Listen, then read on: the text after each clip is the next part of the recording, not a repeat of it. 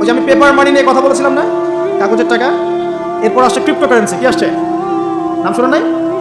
Electronic money তো চলে আসছে, যে ইলেকট্রনিক মানি দিয়ে আপনারা লেনদেন করছেন না, এরপরে আসবে ক্রিপ্টোকারেন্সি। ক্রিপ্টোকারেন্সি মানে বিটকয়েন। এগুলো ভবিষ্যৎবাণী না, কিন্তু কিছু মানুষ মনে করে এগুলো ভবিষ্যৎবাণী। এগুলো ভবিষ্যৎবাণী না, এগুলো বর্তমান। অলরেডি পৃথিবীর কিছু কিছু দেশে চলে আসছে, হয়তো বা এদেশেও অচিরে আসবে। তো মনে করেন এখন আপনি একজন সাধারণ মানুষ, ক্রিপ্টোকারেন্সি কি জিনিস আপনি বোঝেন না।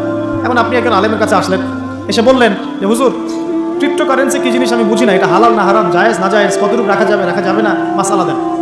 এখন আমি যদি আপনাকে বলি, এই যে ভাই নেন কোরআন, এই যে তাফসীর ইবনে কাসির নেন, জালালাইন নেন, মারিফুল কোরআন নেন, এই যে বুখারী, মুসলিম, তিরমিজি, আবু দাউদ, নাসাই, সবগুলো নেন, বাসায় গিয়ে পড়াশোনা করে মাসালা বের করেন, পারবেন?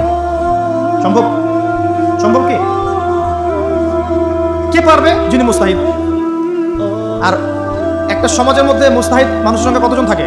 অল্প কিছু। বেশিরভাগ মানুষই তো অন্ধ অনুকরণ তাকলিদ করতে হবে। তখন